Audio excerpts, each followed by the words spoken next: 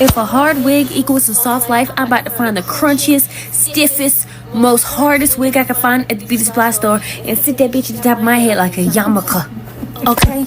This is another part of it. When we're talking about bad wig theory, hard wig, soft life, what I'm saying is y'all think it's like cute.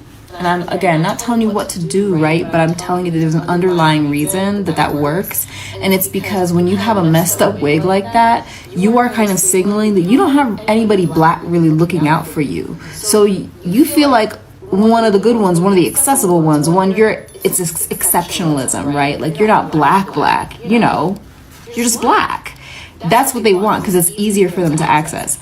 This person says it's the same for white women who only go for black men. They look for the ones who are rejected and make them feel special. Hello, like really, y'all? Think about it like this. When I see a woman whose wig is out of place, moments where my wig has even been out of place, listen, baby, I'm still walking around like all the confidence, top tier, like this joint is slayed to the ends of the earth, okay? One of the things that a man is really attracted to is a confident woman. Let's not get confident confused with cocky, arrogant, because sometimes people will carry themselves in a way when their wig and whatnot is slayed, when their face is beat, that doesn't actually exude confidence. It exudes arrogance and don't even think you can step to me because how dare you, I look like this. So it's not the bad wig that's getting these women, these men, a lot of times it's just the confidence that they carry in life that goes way beyond what they look like that the men are actually drawn to. Hard wig, soft life. Where I, your host Ruthie, teach you the ways of attracting a billionaire. Step number 1. Honey, if the wig is on your hairline, wrong, push it back and up. Higher. Higher, ladies, higher. The higher the wig, the higher the income. Earn it.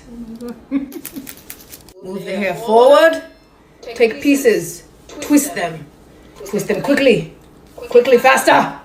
You don't have time, the billionaires are getting snatched up. Sing it with me. The wig is high, it's tilted, it's matted, it's slanted. You must accessorize hot. Now that you've perfected the hair, lipstick, loud and proud, you want hot pink, bright red. Do you think we're going to go on the lip line? This is too nice. It's too perfect. Okay? Outside. Whatever you learned in school about coloring inside the lines, they were wrong. Now. Yes. Oh my god. Yes. Remember my lesson from yesterday. When you think you've had enough blush, please add more blush. This blush is Apricot from Bobbi Brown. Blush your way out of poverty, ladies. Don't blend it. We've discussed this yesterday. Do not blend it. Oh. Want to look like Wendy Williams, okay? Built like Wendy Williams, I will find me a rich man. Girls out, chest up, up, up, wig up. The higher, the more income. Despite the comedy, she's so funny. Girls, that's a clear example of hard wig, soft life. Like you need to literally look like a clown to attract a rich white billionaire. I mean, like how many billionaires do we have in this world? How many? From statistics, from research, we know that we've got just 0.1% of the entire world population of billionaires, and black girls are out there trying to look like clowns in order to attract a billionaire. It's like 0.0001% chance of you to attract or to hook a billionaire. Like seriously, where is this all from? Like all the black girls are going crazy and wild because they want to attract a billionaire. They are coming to you with the hard wig because they know you are an easy target. It's easy to get you. It's more difficult for them to back the black girl with the sleek laid wig than a black girl with a tacky wig, because they know if you're tacky means you're disconnected to the black culture, to the black community.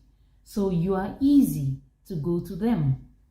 You are like, I'll put it in Dr. Umar's terms, in his own words, you are like leftovers from the black community. That's what the white guys come for. They come for you because they feel that you are the outcast. You are the leftover.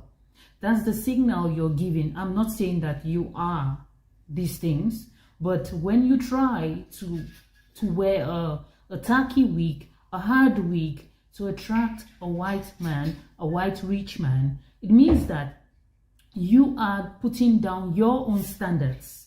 You are demeaning your own self because you want to satisfy them. And you know what? They're not coming to you because of the wig.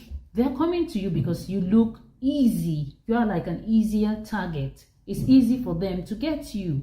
And you're giving the signal that, okay, I'm desperate. This is what I want. And I can do anything to get what I want. So that's why they come to you. And I concur with everything she said. Let's continue. Judgments from family, from community. You don't have a group chat, yada, yada, yada. Because if you did, your wig wouldn't be looking like that. They know. They know. They know. If a hard wig equals a soft life, I'm about to find the crunchiest, stiffest, most hardest wig I can find at the beauty supply store and sit that bitch at the top of my head like a yarmulke. Okay? This is another part of it. When we're talking about bad wig theory, hard wig, soft life, what I'm saying is y'all think it's like cute. And I'm, again, not telling you what to do, right? But I'm telling you that there's an underlying reason that works. And it's because when you have a messed up wig like that, you are kind of signaling that you don't have anybody black really looking out for you. So you feel like one of the good ones, one of the accessible ones, it's exceptionalism, right? Like you're not black, you know, you're just black. That's what they want because it's easier for them to access. This person says it's the same for white women who only go for black men. They look for the ones who are rejected and make them feel special. Hello, like really, y'all, think about it like this, because this is a really good point. Think about the white women who go out of their way to only date black men, right? They want to feel special. They want to get that specialness. And what do we think about the black men who specifically just go for those snow bunnies, right? We're like, you don't even like your own women, or you've got a fetish, or you've got whatever. You're objectifying these girls. And we tell the white girls, like, don't think that this is like special good attention. They're just objectifying you. And what do, right? They have hairstyles. They will get some crunchy micro braids, box braids, I mean. They will go ahead and get that little bob. They will go ahead and get that bob with the highlights. They will signify with their hair who they're available for and who they're not. And when they have those hairstyles, black men know this is the one who has left the group and will come over to me. I will be able to have access to her. They also know that she's more accessible in the sense that she does not have as much backing from the white community should anything go down. Now, ultimately, that's foolish because she's always going to be white. You're always going to be black. So watch out for that. But that's what it says, right? Like, I've left my tribe for yours. Okay? That's what the hair is signaling. So when we have these bad wigs, when everybody knows there are hair standards for black women, whether we have our hair straightened, we're wearing a protective style, or wearing wigs, whatever, this generally within the culture, you don't start wearing a bad wig until you're somebody's church grandma and you've got that same old wig thrown on. The only other time that you see somebody with such a bad wig on is when you have somebody who's going through it and or they're separated from the community for better or worse. I'm not talking about why they are, but that they don't have a whole lot of just the community know-how flowing around them, which would have caused them to know how to set their wig or get their wig laid or whatever it was. It's signaling that you do not have all these other black people around you. Again, and y'all are saying, oh, it's not that deep. You're not that deep. Please leave my page. This is for the people who think. So you're signaling that you are not surrounded by other black people. That makes you more accessible. That makes it so that you're not going to have maybe as many blackety black opinions, that you're not going to have as many blackety black people influencing the decisions that you're making, giving you examples of treatment or whatever. I want y'all to remember that one of the ways to get one over on people is to seem like you don't know better. Like weaponized incompetence is a thing, and there's something to be said, and I'm not saying it's weaponized incompetence, but there's something to be said for how willingly some of y'all believe that there's no way that this could factor in. You have to understand that there's conscious and subconscious aspects to people's minds. I'm not saying that every Tom, Dick, and Harry who's looking at these girls with the bad mismatched wigs is going like, oh yeah, she's ostracized from the community. I'm saying it's subconscious. Dr. Uma had said this before, and I'll tell you, she is so right, 100%, because Dr. Uma said this. Why is it that most of the successful black men go after the leftover white women? This is not an insult, but it's reality. Like when you look at it, they go after the normal white woman who is just living her life, who is just doing nothing. They go after her and they make her their wives. Why do they do that? Why don't they go for black women? It's the same. So she's making the comparison the same as black women going to use tacky wigs, like really bad, hard wigs, to attract white rich men, because they want these men to spend money on them, whereas they don't like these men, like love. They don't want to be with them like for the rest of their lives. They just want to live the soft life, and they want the rich white men to pay for the soft life. But this is it. As she's rightly said, when you wear these hard wigs and in your mind you're trying to attract the guy who is going to pay for your lifestyle, you are in a way portraying yourself as desperate, as the outcast of the black community, because as a black person, we always have a community. We always have that family member. We are always in the chat where someone will recognize, someone will see your hairstyle and tell you that, oh, your hair is bad. Can you do your hair? And if you can't even do it, some people will even propose to pay for you to do your hair. And at most, we always have like 2-3 family members who can braid our hair, who can do our hair. So we do DIYs a lot. We can do our hair by ourselves. Like me, I did mine, like the one I have now. I did it by myself. That's how artistic we are. So she's really saying that if you, as a black girl, is going around with a tacky wig, hard wig, claiming that you want to attract a white guy to give you the soft life, girl, that's a signal to the white guys that you are you are easy to get. Like, that's easy access. It's easy to get to you because you don't really look like you belong to the black community, because black girls are always slick, always laid, always sharp. You know, they're always looking smart, gorgeous, and sexy. So, girl, put your game tight, because when you're going to have the soft life, what about after the soft life? Like, have you ever sat down to think about what happens after you get the soft life? Because getting the soft life is not the ultimate. It's not the highest point of satisfaction. It's not the highest point of happiness. Are you happy after getting the soft life? Is that the man you want? Is that the man you want to spend the rest of your life with? Of course, 99% of black girls don't want to be with white men for the rest of their lives. That's the truth. That's the bitter truth. We need to tell these to the white guys. But of course, most of the white guys who go after these hard wig black chicks don't really care. They just want to have the fun of having a black girl. They don't want you. They don't want your culture. They don't want to be with the black community or whatever. They just want to get laid with a black chick. They want to get the experience, and that's it. Let's continue. It's signaled, it's nonverbal, it does not even need to be said, and it does not even need to be consciously thought. It's the same way that y'all sit up here and understand that a lot of guys will only specifically hit on you when you leave the house looking bummy. And it's not because, oh, I just like your natural beauty. It's not because this, that, and the other, because they are sitting on Instagram and they're liking the Instagram baddies pics. Mm-hmm. They like the beat. They like the bust down. They like all of that. Yeah. But they won't walk up to that girl because they don't have what it takes to step to her. They will step to her when she goes to Target with no makeup, looking bummy in sweats, because they assume that she's more accessible at that time. Y'all need to be aware of when you're signaling accessibility. Do with that what you will, but understand that when somebody is excited by your accessibility to them, what that says about them and their intentions with you.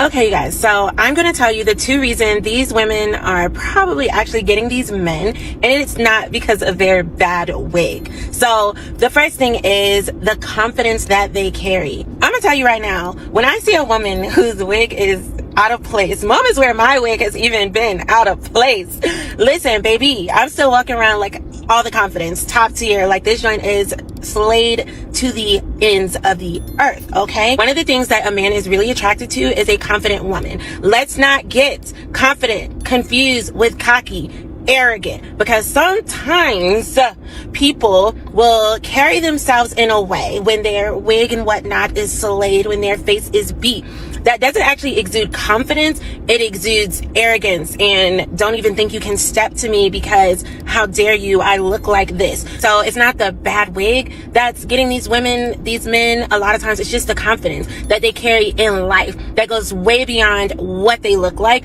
that the men are actually drawn to. The second thing is men do actually prefer women who are like more natural. So they might be thinking that this bad wig is their natural hair. When I met my... Okay, the first reason, confidence. Of course, she's right. Yep. Every man, everyone, even you, like every human being likes someone who exudes confidence, not arrogance, but confidence.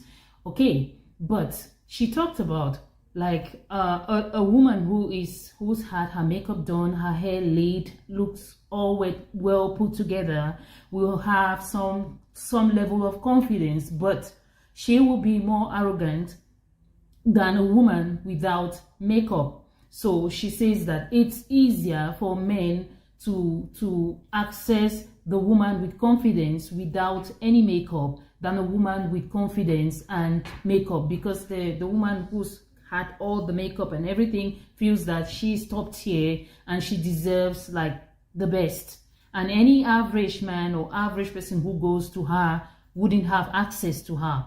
But the one without any makeup is confident. That's how they see it. They see like she believes in herself and she's so confident to go out with her face without any makeup, and she can still go about her day without feeling so low of herself.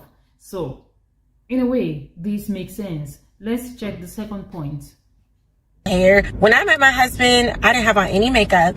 My hair was not in a weave, a wig, or anything. It was so basic. And he was like, one of the things that attracted me to you was the fact that you were not all done up. Now, sometimes I like to have fun with the makeup, but my husband, he can literally do without it. And most men can literally do without it, because at the end of the day, you don't wake up like that. The moral of the story actually is, if you want to get an amazing man that's going to love you well, be your authentic self, be confident, not cocky, in who that authentic self is, and love yourself well. And there's going to be somebody that's waiting to come and love you well also. A truly transitioning point in my dating life is when I started to value the person that God created me to be. And I really think the more I value that, the more I started to exude that. And the more I exuded that, it caused me to meet my husband. And a lot of that had to do too with just because I started putting up with so much trash and so much crap. So yeah, I don't think it's the bad wigs.